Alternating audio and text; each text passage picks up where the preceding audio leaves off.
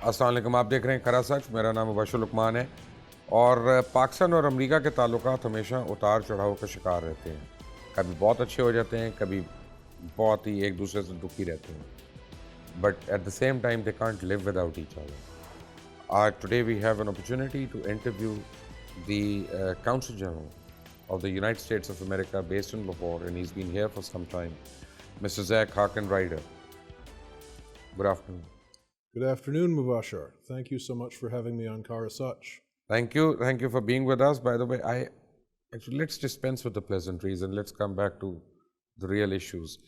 I personally feel that the US-Pakistan relations in the past 2 years have really gone down the drain. It couldn't have been as bad as this. I don't remember a day. Well, I look forward to our opportunity to have a conversation this afternoon, though I debate, frankly, your premise. Okay. I've been in Pakistan now for 3 years, and I started out at the embassy in Islamabad looking at our relationship in the broad macro sense, at all of the issues across our 5-part, now 6-part strategic dialogue. And after about 18 months there, I came to Lahore, where I've been looking at things specifically inside Punjab province, at our assistance relationship, our business and trade ties, and our political relationships. So my perspective is not only a little longer than what a lot of the foreign diplomats bring to the table, having now been here about 3 years, but an interesting blend of sort of national level and provincial level insight. What I would say, at the risk of some level of generalization, is that over the last 3 years, the US-Pakistan relationship has actually gotten consistently stronger. As you know, we hit some rough sailing back in 2011. We don't trust each other to begin with. Well, I would debate that premise too. There's been a lot of deception on both sides. I would debate that premise too. I think the relationship that I have seen in the time that I've worked on it, whether it's with foreign service officers or political leaders of your government, there is a tremendous value that both sides attach to this relationship. And I think it's yielded that value and proven itself in countless ways, which is why, in spite of the fact that every 10, 20 years we might hit some rough sailing, or there might be individual instances of divergence, those periods punctuate much longer and much more significant periods of convergence between the United States and Pakistan. And so I have a fair degree of faith in where this relationship is at right now and also where it's heading. And that's not only my reading of the present, in the few years that I've been here, it's also my reading of our history together over 60 years. Excellent. Now, the way I look at it, Pakistan has been probably the 3rd largest recipient of the US aid in the world after Israel and Egypt, probably more than Egypt in certain, if military aid is taken in.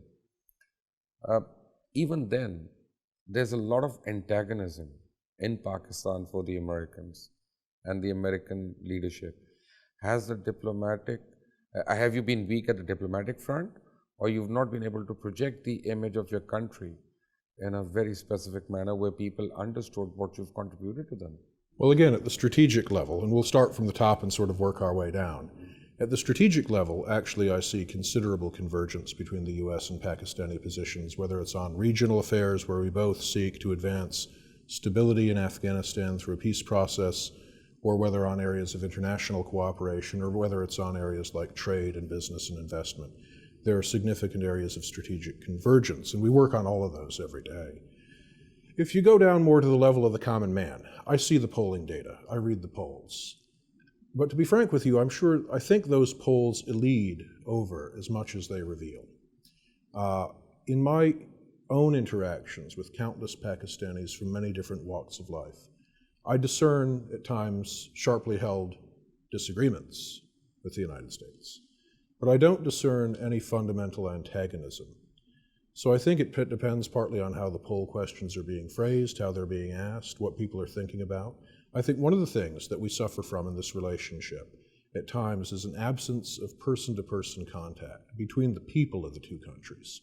So Americans and Pakistanis have an image of each other in their minds that may not conform fully to reality. And I've met countless Pakistanis who've traveled to the United States, and a good number of Americans who've come and spent time in Pakistan, who come away with a dramatically transformed perception of what the other country is. So part of our role as diplomats is to help to build those bridges. And you know, over the last several years, we have provided over 1,000 people with the opportunity to travel to the United States as part of exchange programs. We issue about 30,000 visas a year to people who want to go for business or tourism or their higher education. Each one of these represents an opportunity to build a new US-Pakistan relationship from the grassroots up at the level of the people. And that's an important thing that we help to facilitate here. I think that ultimately can set the tone for a better and a more accurate reading of the other than what we have right now. When I look across the globe, there's not a single day where somewhere on this planet the effigy of the US president is not being burned or an anti-American demonstration not being carried out. Is that an effective diplomacy for State Department? I mean, would you be satisfied with that?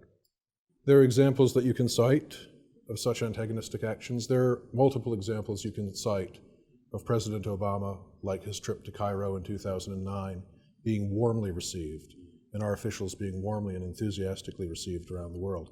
Obviously, America, by virtue of its profile, by virtue of its prominence, is at the center of much of the world's attention. But on balance, I think most of the people, most of the time, appreciate the role for good that we play, which is why we have such strong relationships across the globe. We have diplomatic relations with the overwhelming majority of countries. We have strong trade and cultural ties with the vast majority of countries. We welcome immigrants from the vast majority of countries around the world. I think all of those things, whether it's soft power to hard power, that whole spectrum, suggests that there still remains considerable goodwill in the world toward the United States of America. Though I don't doubt that there are significant disagreements over some policy issues, and some areas where we trip upon local sensitivities, perhaps, in individual instances. On balance, though, I think, and I've served now in India, Afghanistan, Pakistan, West Africa, Europe is next on my list, the good outweighs the bad, and the perception of the value of the United States of America outweighs punctual disagreement. Fair enough. Speaking of trade, and now funny that you should mention trade and business, because Pakistan is really looking forward to CPAC and trade with China and that $45 billion trade. Certainly, do you think that the American influence in Pakistan will sort of lessen as a consequence? Well, I'm glad you mentioned CPAC, because I think there is a widely held misconception of what our view on CPAC is. In point of fact, the United States government sees considerable promise and considerable virtue in the China-Pakistan economic corridor. As President Obama has said, there are areas where the United States and China compete. But wherever possible, and indeed I think in the aggregate it's in the majority of instances, we try to collaborate. And Pakistan is one venue where the United States and China collaborate, and we do so because our objectives here and in this region are fundamentally aligned. CPAC investments in infrastructure and in energy can help to lay the foundation for a better economic future for Pakistan. They can facilitate regional economic integration, which is also a key priority of ours. And they can help, through all of that, to facilitate economic growth and stabilization, not only here, but in the broader region. So we are in a dialogue already with the Chinese about ways in which our assistance work here in Pakistan can help to complement what they're doing as part of CPAC. And that's a dialogue that's taken place both here and also in Beijing. So on balance, we see this as a net positive. We think CPAC can do a tremendous amount to help Pakistan stabilize and grow, and it can also have a positive impact on Afghanistan. So for example, one area that we're looking at is how road networks that we've built in the frontier regions, and we've built about 1,100 kilometers of roads in Khyber Pakhtunkhwa and Fatah, including all the roads, the 4 main trade links between Pakistan and Afghanistan we've rebuilt. We're looking at how to link those potentially with CPAC corridors as just one area where we can see that our assistance here can help complement what China's doing and vice versa.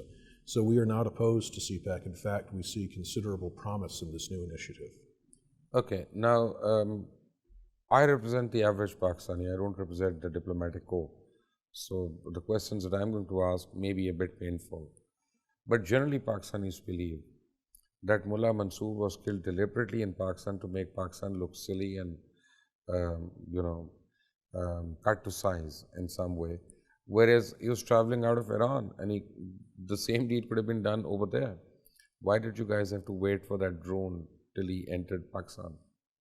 Well, without entering into any discussion of operational details, what I would suggest, what I would say, and this is what President Obama has said already in so many words, is that Mullah Mansoor represented a threat to US, Afghan, and coalition forces in Afghanistan. He was leading and directing attacks against US, Afghan, and coalition forces in Afghanistan and against Afghan civilians. The opportunity to remove the threat posed by Mullah Mansoor was a distinctive one, and we acted on it. And we've had conversations, long-standing conversations, with the governments of Afghanistan and Pakistan about our intentions with respect to Mullah Mansoor. And both governments were informed of the strike. I think Pakistani government, and especially the military, has had multiple discussions with its American counterparts over Baitullah Masood as well. And while there's been no effort on part of the Americans to take a strike over, Masood, we feel, sort of that the US should do more now, instead of us trying to do more, because every time we continue with Zarb-e-Azab or some resistance to the terrorists over here, they sort of cross over in Afghanistan. And since the Americans have removed their barricades from there, there's a safe haven over there for them, and they're operating against Pakistan. Why can't the Americans cooperate with us for once and do more? Well, the issue that you raise is an extremely important one, because we recognize how many sacrifices Pakistan has made in its own war on terror and the casualties that have been inflicted on innocent people across this country. We condemn those strongly. We partner closely with your government, and as you suggested, we have had and continue to have a number of very detailed, high-level conversations about this issue. As you know, NATO's Resolute Support Mission in Afghanistan consists of 9,800 US troops, a far cry from the 98,000 we had just a few years ago when I was working there.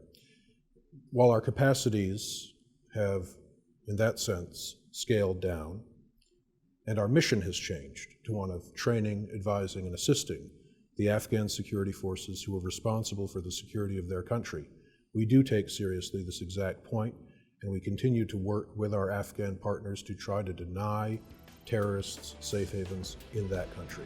We have Mr. Harkenrider with us. We'll come back to him after a quick break. Take a break. Welcome back. And you see, one reason why we distrust the Americans is because you always seem to deal with the government, and it's on a government-to-government basis. And we are sick of the corruption, in our government at least. And the general perception on the street is that the Americans try to ensure that there is a corrupt government in Pakistan so it can sort of become an extension to their heinous designs in the region. And Panama leaks tell us how much of money that is rightly owned by Pakistanis is out over there. Why do you still deal on a government-to-government basis with only the corrupt people? Well, in point of fact, our diplomacy is not conducted solely and uniquely on a government-to-government basis, though, of course, in any diplomatic relationship anywhere in the world, whether it's the UK, China, Pakistan, Kenya, government-to-government relations are extremely important. And at the end of the day, the people of Pakistan go to the polls, they elect people to represent them, and it's our obligation as representatives of our government to work with the people who you elect to represent you. And we do that in good faith. We don't elect them, you put them on us. I mean, we'd like to believe that it's the CIA or the Americans who sort of decide who's going to be the prime minister over here. Thus speaks the old school conspiracy theories. That's true. Which are alive and well, notwithstanding their complete and utter lack of veracity and interpretive value. Okay. But I concede the point that there is a broad perception here that we are playing such cards. We are not, emphatically. I can tell you, having come to this embassy right after your 2013 elections, we were extremely meticulous and careful to not convey any preference by thought, word, or deed as to what the outcome of those elections should be. And indeed, what we now have, if you look across the country, is a diplomatic mission that's working closely with a PMLN-led government in Punjab, with a PTI-led government in Khyber Pakhtunkhwa, with a People's Party government in the Sindh, and then at the national level, of course, with a PMLN-led government, but with due cognizance and respect for the important role still played by all of the opposition parties. So, taking it down a level from the theoretical to the practical, While I'm here in Lahore as Consul General, my job is to work with the government of Punjab, obviously, but also to work with the opposition parties, and also to work with the private sector, to work with students, universities, educational institutions, to work with partners in the development field, to work with chambers of commerce. If a diplomat is doing his or her job correctly, then they are perforce maintaining good relations with the elected representatives of the people, but also drilling down and getting to know the people themselves, working with media, working with as many people as you possibly can, and traveling around the province to visit the important secondary and tertiary cities, Faisalabad, Gujranwala, Gujarat, Sialkot, Multan, and even the districts. So if you're doing this job correctly, yes, the government-to-government, conventional, traditional diplomacy is very important. Engaging the people is equally important. And wherever I go, I hear concerns of the sort that you're voicing. But I would tell you that Pakistan's nascent democracy is growing stronger, I think, by the day. I'm impressed by the signs of it that I've seen in 3 years here. Let's not forget how far you've come. It's a little bit like swimming across a lake. It doesn't look like you're making very much progress until you look back and you see how far the shore is. We haven't made a lot of progress. I differ with you. But you've conducted now two national elections back to back.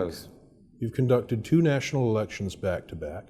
First peaceful transfer of power between two elected governments. The election before that was also peaceful. They had a 5-year government after that. Are you referring to the Q League government? Disease and the PMLQ. Though conducted under the auspices of a military regime. Let's be frank about that. So you've had successful transfer of power from one civilian government to another. That's important. You have an economic situation today, macroeconomic situation that is far more stable than it was just a few years ago. Whether that's your current accounts balance, your Forex balance, your growth figures, your inflation rate. I mean, you look at any of those indicators that macroeconomists look at, and the picture today is far better than it was just a few years ago. So to say that there's been no progress, I think, is to sell yourselves short. And I have to say, I've spent 3 years in Pakistan. I've seen obvious challenges, but also many underappreciated success stories, many underanalyzed causes for legitimate optimism. We need to pay attention to those stories too. Let's pay attention to what you've done over here. Tell me about the Americans and, what have you contributed to the socio-economic structure over here? Well, we have done, in fact, a tremendous amount of work, not only on the assistance front, but on trade and development as well. So first of all, on assistance, if you look at our record on education, just in Punjab alone, we've built 4 faculties of education, part of, I think, 16 that we've done nationwide to train the next generation of Pakistani teachers. USAID has taken almost 57,000 existing teachers and offered them short refresher courses while training an additional 18,000 teachers to get them associate's degrees, bachelor's degrees, or master's degrees to fill the classrooms with qualified teachers who can help train the next generation of Pakistani worker. We focused as well on the agricultural sector, on the dairy project, for example, where we've worked with Nestle and Engro to train 2,500 young men, previously unemployed young men, to work as artificial insemination technicians. Those young men are now earning on average $100 a month, spreading best practices across the country in the dairy sector. We've also trained 49,000 small and mid-sized dairy farmers in improved animal husbandry and production techniques. The result of that, we estimate about 85% of those guys have actually applied the training that they were given.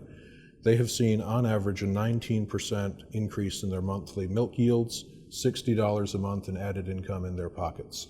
On energy, U.S. investment thus far through USAID has added 2,400 megawatts of new generation capacity to your national grid, enough to benefit 26 million Pakistanis. How come the people don't know about all this? Well, I hope after watching Khara this evening, they will know much more than they did before. Well, excellent. I mean, tell me, you share your one love with Mian Nawaz Sharif.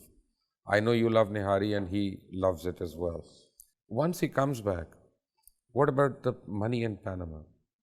Would you help people of Pakistan recover their looted money? You know, at the end of the day, I'm not going to make any comments about alleged documents revealed in the Panama leaks. And I think, honestly, the implications for Pakistan are an internal matter. There is corruption. And in the past, there have been instances where Americans have helped countries like Philippines, for instance, to get back their national wealth from Marcos and those kind of people. Would you help if there was such a demand from Pakistan? Well, we remain committed as a matter of general policy to transparency in the international financial sector and to rigorous policing of efforts at international corruption. However, with respect to any hypothetical request for assistance, it remains that at this point hypothetical. And with respect to the Panama Papers issue, I know it is a critical issue on the national scene at this moment. However, it is for us an internal matter for Pakistanis to regulate, and we would not insert ourselves into that necessarily vigorous public debate that's taking place here. Excellency, the way it looks over here is that certain policies are being revisited. New friendships are being forged. In the region, when I see it's US, Afghanistan, India, and obviously Iran now. Iran used to consider Americans Satan at one time. Now they're probably saviors. And you're also close to the Saudis and all that. That leaves Pakistan, China, Russia, coming closer to each other. Do you share that theory that alliances are being forged again and revisited? I think there's too much effort to see or discern great games where no such great games But we are exist. India-centric, you know that. Oh, I know. I'm well versed in the history. What I would tell you, though, and I've served actually in all three countries. I've served in India, Pakistan, and Afghanistan. The merits of our relationships with each stand on their own. The strengths of those relationships have their own deep wells of justification, their own long histories in each case. In Afghanistan, the history is both recent and obvious and well known to you and your viewers. In Pakistan, we've had a strong partnership going back at least to the mid-1950s, which, periodic disagreements aside, has been a relationship that both sides have always seen the value of coming back to. That's why those periods of convergence are much longer and much more significant than those occasional periods of divergence. And then with India, in point of fact, there's nothing very new about our improved relationship with India. It really started around 2000 when Bill Clinton visited India, and then continued during President Bush's years and continued since in President Obama's years. That's a remarkable improvement because Prime Minister Modi was denied the American visa for 10 years, and now he's the new best friend. We have a very strong relationship with India. We have had now for the last several years, and we hope that that relationship will continue to grow. And one of the reasons why our relationship with India is strong, and why, frankly, I think our relationship with Pakistan is strong as well, is that as a democracy, we value the democratic process in other democracies, and we work with the people who the voters elect. Why was the deal of F-16s really stalled or stopped, or there was a resistance to it? So it was more of an open and shut case. Yeah. Now, to clarify, the 8 F-16 aircraft that we've been discussing and that you've seen in the headlines recently were a case where the administration intended to provide those aircraft, sell them to Pakistan, but with a significant subsidy through a program that we call foreign military financing. Members of Congress opposed the use of FMF to finance that deal, at which point we offered the government of Pakistan the opportunity to purchase at market value those F-16s. The government of Pakistan elected not to avail itself of that offer, and thus the deal lapsed. But I would put that in the context of a security assistance relationship that only since 2001, never mind the decades of massive assistance during the Cold War, but merely in its most recent phase, since 2001, has provided over $10 billion of assistance, military assistance to Pakistan. We've trained, I think, something on the order of 2,300 Pakistani military personnel. Pakistan remains the largest single recipient of international military education and training from the United States. We've provided MRAPs and other tools that are instrumental in the fight in Zarb-e-Azab, and we are working on other new security assistance packages, including AH-1Z Zulu attack helicopters, which will provide vital ground support for troops fighting in the tribal areas, fighting to reestablish the Pakistan government's writ. That deal, valued at something like $869 million, is moving ahead. We expect the first aircraft to be delivered in 2018. So again, opening the aperture a little bit, zooming out a little bit, you can see that the US-Pakistan security assistance relationship remains extremely robust. And that's not even counting coalition support funds, which again, since 2001, have added about $13 billion in reimbursements to That's Pakistan. questionable. We've always questioned that. Well, we have the receipts to fine, but prove I mean, we've given you know what $13 I billion mean. I in mean, CSF. there's been a question mark over those $13 billion. And Well, I don't appreciate fully that there has been a question mark over them, because I think it's well documented. Basically, GHQ comes to us and says, here is the request for reimbursement, and then we vet it and supply it. I think there may be some modest delta between what's been requested for reimbursement and what's been applied, but in my 3 years working on this issue, there's never been a major I'll come to major Zachary, divergence but on because CSF. I'm with you, I'll take the opportunity to ask you something which is, I think, becoming very critical now. That's the presence of Daesh and ISIS. Now, unfortunately, Daesh does not represent a country. It's an ideology. How do you fight an ideology? Well, you've couched the question in exactly the right terms. It's a protean sort of ideology. It reminds me in a way of 19th century European anarchism, right? No one remembers them now, but in their day, the anarchists assassinated an American president, multiple European monarchs and heads of state, carried out high-profile terrorist attacks across Europe and North America, based on an ideology, based on small cells or self-radicalized individuals. So that threat, by virtue of being atomized, can be hard to defeat. And we've now seen Daesh, or Daesh-inspired, I should say, attacks across the world. Tragically today, even in Istanbul, Turkey, it appears that there are some preliminary indications that sorry, this is can I Daesh. interrupt over here? It's your show. You and I I have had this conversation at a private level where I told you that Turkey is inviting a lot of trouble by covering up for Daesh. They have been doing that for a long time. It had to happen. We did that with Taliban when we kept on, supporting Taliban. Good Taliban, bad Taliban, that's irrespective. But sooner or later, the Frankenstein turns against the master. Turkey got that dose today. Well, I mean, our hearts go out to the victims, and we express our solidarity with the government of Turkey as they attempt to combat this threat. But what it underscores is that this truly is a global phenomenon. It's not uniquely a problem for Pakistan or Belgium or France or the US or Turkey. It's a collective problem. And I think it merits a collective solution, and the administration has worked very hard to address the core of the problem by building a 65-member coalition to combat Daesh, ISIS, whatever you want to call it, in its core area of support, Iraq and Syria. But the ideological dimensions are important too, right? The self-radicalized individual on the internet doesn't go to Syria or Iraq to get military training. They self-radicalize on the internet, they acquire a gun, they shoot people at a soft target. But that's a hard threat to get at. And that's a challenge for all of us. US and Pakistan talk about a lot of these issues regularly. One of the 6 pillars of our strategic dialogue is a law enforcement and counterterrorism working group where we work with the Interior Ministry and the State Department Counterterrorism Bureau to try to jointly develop some approaches on these issues. And the President of the United States has hosted a White House summit on countering violent extremism.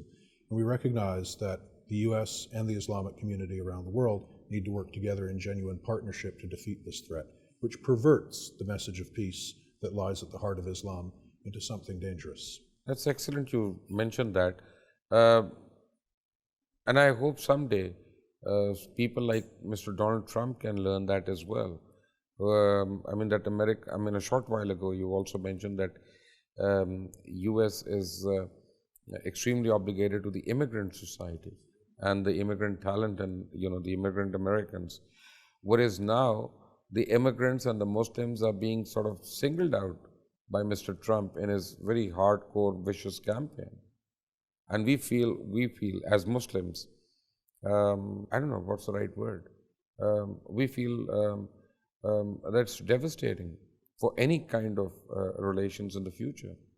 How could you allow somebody, because the strength of America has always been in unity, not in division. Who do you think will win?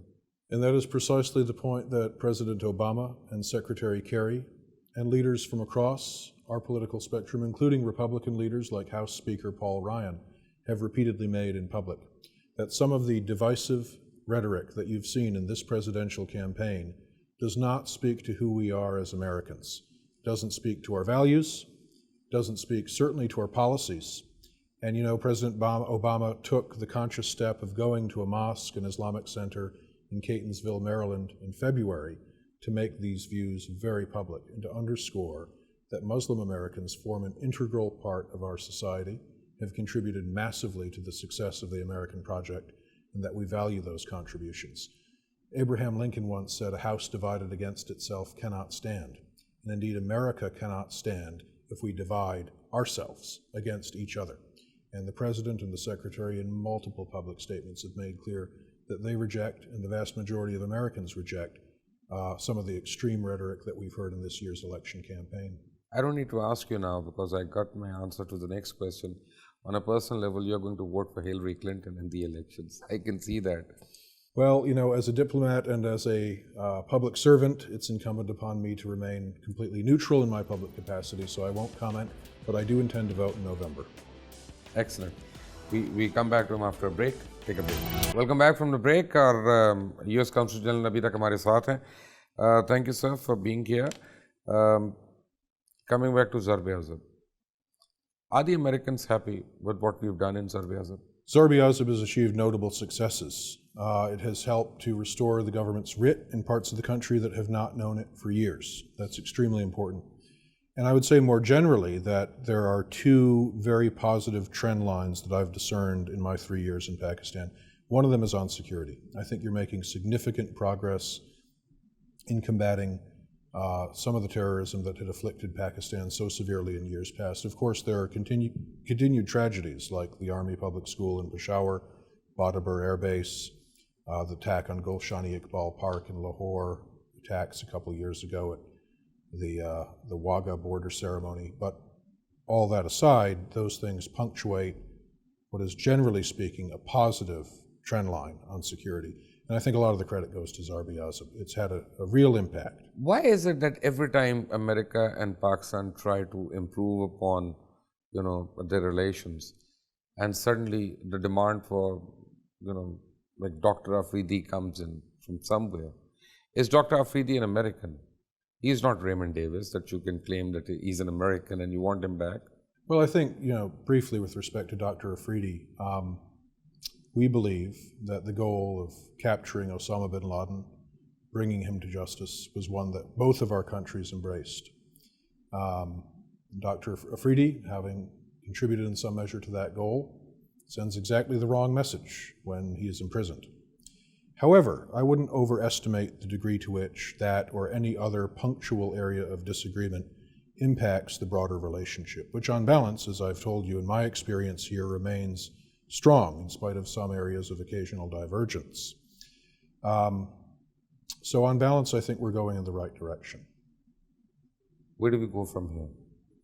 Well, where I think we can go from here is toward a more fully articulated relationship that makes trade, business-to-business ties, and economics an increasingly prominent pillar. Of the 6 areas in our strategic dialogue, and I won't bore everybody with the strategic dialogue, because it's the sort of thing diplomats love, but it's irrelevant to most people. But 2 of those areas, energy and economics and finance, are extremely important, and they help to shape the future of the US-Pakistan relationship, as does a third, which Sartaj Aziz wisely asked us to add a couple of years ago: education, science, and technology. Oh, he remembered. Education, science, and technology, like very important area that we're now cooperating on as well. So you heard about the number of exchanges we do. We've built university partnerships across this country where Pakistani universities and American universities partner with each other to build a new academic program and to facilitate exchanges. We've created a Center for Advanced Studies in Agricultural and Food Security at the Agricultural University of Faisalabad. We've created other centers covering water and energy. What these centers do is to pair an American university with the Pakistani partner. In this case, in the case of Faisalabad, it's the University of California, Davis, one of our best agricultural schools. Faculty exchanges, student exchanges, joint research products, and an emphasis on extension services that will take the science out of the laboratory and bring it down into the farmer's field and yield higher productivity. We just did the US-Pakistan Business Opportunities Conference in New York City. This was the 4th that we've done, previous iterations having been in Islamabad and Abu Dhabi and London. We brought about 200 Pakistani business and government representatives to New York to meet with American partners, to do focused business-to-business matchmaking. Our two-way trade stands at about $5.5 billion a year, and we're Pakistan's second largest export market. So that's great, but we can do much, much more. I remember a time when I was serving in India when it was said that our relationship was taking off in so many areas, but our trade was as flat as a chapati. Well, Indo-US trade is no longer flat as a chapati. I think we can see the same upside and the same growth potential here. Well, in 2007, you got this award for labor excellence or diplomacy or whatever. Do you see any improvement in the labor conditions in Pakistan? I think the single biggest driver of improvements in the labor conditions in any country, aside from constructive legislation and rigorous enforcement, which I do believe the Punjab government has taken very seriously, is rapid economic growth, which elevates people from poverty, coupled with a strong emphasis on vocational training. And again, Shehbaz Sharif, I think, has rightly placed a high emphasis on using institutions like TEVTA, So you're happy with PVTC, absolutely, to train the next generation of Pakistani workers so they can be competitive in a 21st century economic context. But what you have to do beyond training workers is creating the conditions for growth. Your GDP growth at 4.5% is not bad. Most economists agree that if we can fix the energy crisis in Pakistan, it can be 2 to 3% higher. Then you're growing at 6.5, 7.5, potentially one of the highest growth rates in Asia. I've already talked a little bit about some of the exciting things we're doing in the energy sector, but it's our estimation that with private investment, including GE's provision of 3 brand new high-tech 9HA turbine generators for the LNG-fired power plants at Biki, Balochi, and Haveli Bahadur Shah, and the new coal-fired plant coming up as part of CPAC in Sahiwal. Those projects alone, due for completion at the end of 2017, can add 5,000 megawatts to your national grid, effectively closing the delta between supply and demand. Now we have to work on distribution as well. USAID has funded a comprehensive grid study to help the government of Pakistan fix the distribution challenges.